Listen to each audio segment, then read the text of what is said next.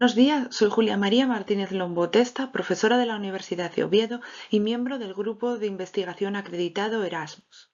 Antes de abordar el tema que hoy nos ocupa, Selene, de Tomás Marco Aragón, una ópera profética y visionaria, quisiera comenzar agradeciendo al Comité Científico y Organizador la aceptación de la propuesta. Se ha escrito mucho sobre la ópera hasta mediados del siglo XX, pero no tanto sobre la ópera contemporánea, la ópera española de la segunda mitad del siglo o las propuestas operísticas o lírico-escénicas de este periodo, como es el caso de Selene. Con esta propuesta presentamos un acercamiento técnico, interpretativo y formal a la ópera Selene de Tomás Marco. Descubriremos las distintas versiones de la obra y el lugar que ésta ocupa dentro del corpus compositivo de su autor. Indagaremos también en el recibimiento del público y la crítica que, a nuestro entender, podría, en ciertos aspectos, extrapolarse y llegar a generalizarse como la recepción social a la ópera del XX. Con la llegada del nuevo siglo, el espíritu de renovación tomó posesión en la mente de hombres y mujeres que ya no estaban dispuestos a seguir viviendo dentro de las normas y tradiciones establecidas. El deseo de alcanzar una libertad de pensamiento les llevó a romper con cánones y estructuras, conduciéndoles por caminos insospechados. Ese impulso se adueñó de artistas y pensadores que sembraron el germen de cambios y revoluciones que habrían de transformar el mundo hasta entonces conocido. El desarrollo de nuevas tecnologías e ideologías habrían de hacer balancear imperios y penetrar en las intimidades psicológicas del hombre. La música no fue ajena a este fenómeno. A medida que avanzaba el siglo XX, los estilos operísticos reflejaban tanto los persistentes enfoques nacionalistas como un creciente internacionalismo. Los compositores más modernos tendían a incorporar en sus obras no solo las técnicas sinfónicas, sino también los estilos folclóricos, populares o jazzísticos. El aumento en el uso de música electrónica y sintética por parte de los compositores modernos ha seguido un incremento de las técnicas de producción multimedia. Tanto en los teatros habituales como en los talleres experimentales, la ópera parece haber reconquistado el sitio que mantenía en el siglo XVII como fuente de innovaciones escénicas y experimentos teatrales vanguardistas. Tomás Marco Aragón nace en Madrid en 1942. Estudia violín, composición y derecho. Perfecciona sus estudios con figuras como Bruno Maderna, Pierre Boulez, Stockhausen, Ligeti y Adorno. Participa en el proyecto de composición colectiva de Stockhausen Ensemble en Darmstadt. Comienza a fraguar su relación con los compositores neodadaístas del grupo Zag en 1965 y 2 años más tarde funda, junto a Ramón Barce, la revista Sonda. Ocupa numerosos cargos en diversos organismos, entidades y escuelas. Como compositor ha cultivado la música sinfónica, coral, camerística, la ópera, el ballet, el teatro musical o las músicas de acción. Sus composiciones, fruto de su interés por las nuevas técnicas, se caracterizan por una interesante experimentación sonora. Es además autor de diversos libros y artículos sobre música contemporánea española. A lo largo de la carrera compositiva de Tomás Marco, el teatro tiene un papel importante. Realiza composiciones para ilustrar obras teatrales, algunas bastante complejas. Si en este género la música se subordina al texto y al montaje de la propia obra teatral, igual que el decorado o las luces, Marco utiliza también el teatro dentro de otras composiciones. Podríamos distinguir entre obras que intentan nuevas formas de teatro instrumental y otras que podrían encuadrarse en géneros más convencionales, pero desarrollados de una manera alejada de la clásica, como el ballet o la ópera. Tomás Marco fue uno de los primeros compositores españoles que desarrolló el teatro instrumental en los años 70, época de gran auge del género en Europa. El punto de partida de Selene no encuentra referencia en una escuela española. Marco encuentra el punto de origen en la experiencia musical propia, en los operistas extranjeros y en las líneas generales del teatro y de la música de finales de los años 60, insertándolos en la formación y cultura españolas. Hasta la composición de Selene, Marco había realizado música de escena en el formato de las músicas de acción. Siendo realidades distintas que no se sustituyen, pueden interrelacionarse. La diferencia puede ser tan solo de matización de concepto. Marco ve la música escénica como una reducción a reglas unitarias de elementos muy dispares, y la ópera como una síntesis de música y teatro, teniendo que estar ambos al mismo nivel de calidad para evitar transmitir la imagen de una obra incompleta. Otro aspecto a destacar sería la presencia, en no pocas ocasiones, dentro del conjunto de la obra de Tomás Marco, de la experiencia del viaje como núcleo central de la partitura. Del mismo modo que el tiempo, la memoria, el pensamiento lógico o el mundo de la magia han estado siempre presentes en la carrera de Marco, el viaje forma parte de estos componentes. nos referimos a un viaje que no tiene una única interpretación. Se recrean viajes en el sentido literal del término o como interpretación psicológica o histórica. En Selene podríamos aventurarnos a hablar de la evocación de un viaje en las dos concepciones del término. Un viaje real en cuanto a la llegada del hombre a la luna en un sentido literal y un viaje virtual o psicológico por todo lo que la luna recrea en la mente del hombre, ese viaje a través de los sueños. Es posible que este interés por la luna y el mundo de los sueños que gira en torno a ella acabe descubriendo una influencia más o menos directa del mundo Lovecraftiano e incluso de la propia obra de Lovecraft. A falta de confirmación directa del propio Tomás Marco, planteamos esta hipótesis sustentándonos en la ficción del autor por estos relatos de la que nos habla Marta Cureses en la monografía sobre el compositor. La primera concepción de la idea de Selene surgió hacia 1967 sobre un texto de Lewis Carroll y como réplica operística a las experiencias de música de acción del compositor. Poco a poco va cambiando y concretando su idea musical, que finalmente tomaría forma en torno al entusiasmo por la llegada del Apolo 11 a la Luna. La ópera plantea la pregunta de si llegar a la Luna, entendida como símbolo de progreso de la civilización, sirve para algo, o si por el contrario, el hecho de renunciar a ello sirve para algo. Será el espectáculo quien responda de forma personal a esta cuestión. La idea para el desarrollo de la obra, ya en su forma definitiva, aparece en julio del 69, con motivo del citado alunizaje. Poco tiempo después, el compositor solicita y obtiene una beca de la Fundación Juan March para componer una ópera. Tomás Marco contaba con un corto espacio de tiempo si quería cumplir con los plazos de entrega. De este modo, la primera versión de la ópera, con el título de Luna, se presenta hacia 1971. Marco, a diferencia de otros compositores que pulen durante años la obra antes de estrenarla, o en este caso de entregarla, confía en los sucesivos montajes y revisiones. Por tanto, podríamos calificar Selene como un work in progress.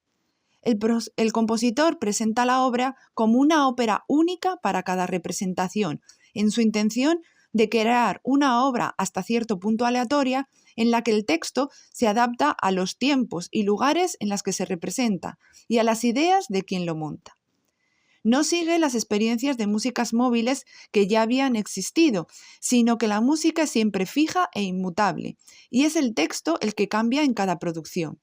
Por esta causa, los cantantes cantan sin texto, realizando el canto sobre vocalizaciones. Serán actores en vivo o grabados previamente los encargados de recitar los textos. El libreto, si bien no existe como tal, es del propio Tomás Marco.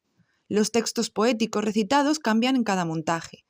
Son textos de diversos poetas históricos traducidos por Marco del inglés o alemán y adaptados en algunos detalles. Hay también algunos poemas en castellano de poetas españoles y americanos que no sufren modificación alguna. Marco entrega la primera visión de la ópera en 1971. Esta primera versión cuenta con un prólogo del propio autor, donde da indicaciones respecto a la escenografía y el comienzo de la obra. En la primera página del manuscrito describe los elementos que van a integrar la ópera. En esta primera edición, la obra finaliza con la llegada del hombre a la Luna, donde el propio Marco indica: aquí, hombres del planeta Tierra posarán sus plantas sobre la Luna. Como rúbrica a la ópera del compositor, añade: julio de 1969. Vinieron en música para dar paz para toda la humanidad. Esta sería, en resumidas cuentas, la primera versión de la obra, que no llegó a estrenarse.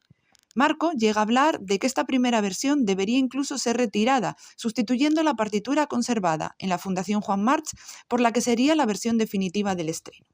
El montaje que se estrenó en el Teatro de la Zarzuela en 1974 se debió a Rafael Pérez Sierra. Su trabajo fue calificado por la crítica como brillante, pese al poco tiempo y dinero del que dispuso. El texto para esa representación fue establecido por el propio Pérez Sierra y Tomás Marco. Tras el estreno, el interés operístico del compositor se centró en las Tentaciones de San Antonio. Sin embargo, la mayor viabilidad de proyectos sinfónicos y de cámara diluyeron la realización de esta ópera.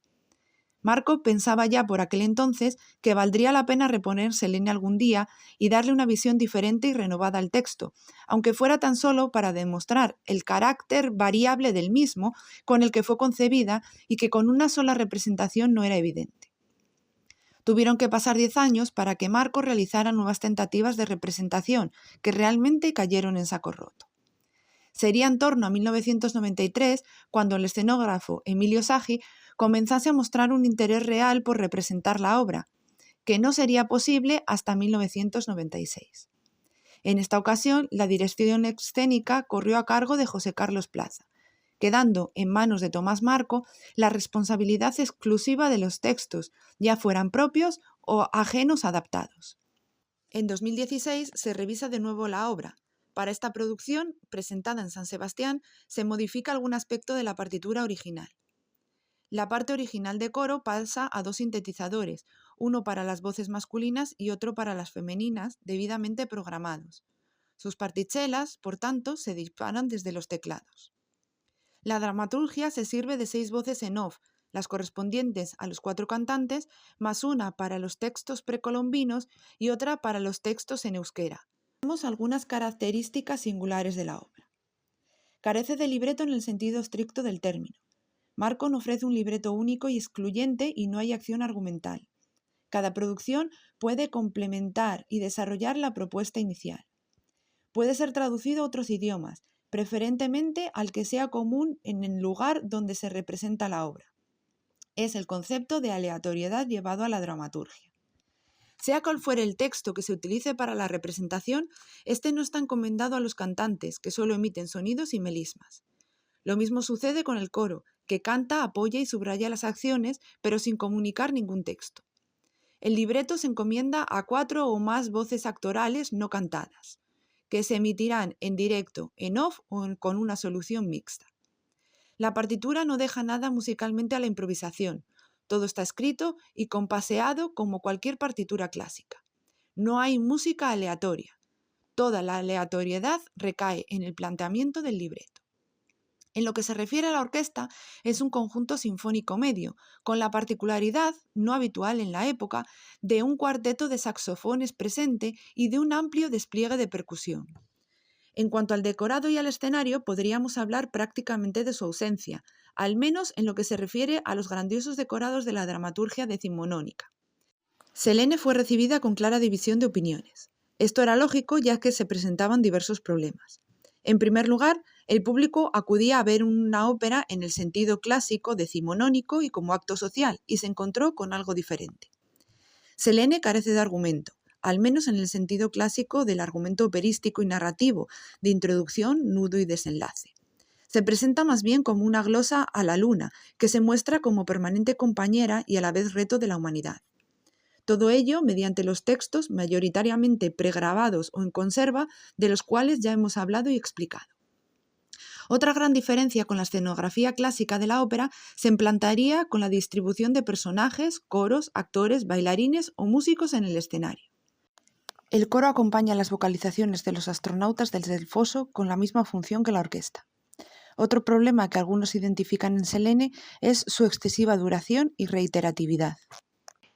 Si bien es cierto que el género operístico nació como una muestra del poder de las clases altas de la sociedad renacentista, característica que ha sido refrendada en no pocas ocasiones a lo largo de la historia, también es cierto que la ópera ha sido vehículo de expresión para todos los problemas humanos y todas las estéticas. Nuestro siglo se ha encargado de hacerla llegar a todos los niveles sociales posibles. El trabajo más importante de cualquier artista siempre será explicarse y explicar al otro su visión del mundo, plantear su punto de vista de la realidad. El trabajo más importante del espectador siempre será abrirse a los lenguajes, posibilidades, opciones y cuestionamientos que el artista propone. Quizás la aportación más importante del siglo XX sea la complejidad y democratización del género, que nos hace ver que la ópera es una herramienta de reflexión sobre nosotros mismos. Existe la idea generalizada de que la ópera de este periodo carece de las grandes obras y de los grandes compositores del siglo XIX.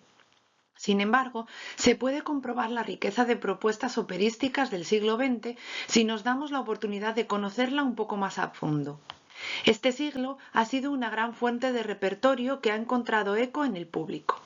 Esto se verifica en Selene, que se vale de las posibilidades técnicas, estéticas y sociales del siglo XX. Este hecho y las características que hemos visto provocan división de opiniones en la recepción de la obra, pero también posibilitan su pervivencia en el tiempo como un work in progress que se va adaptando al paso de los años.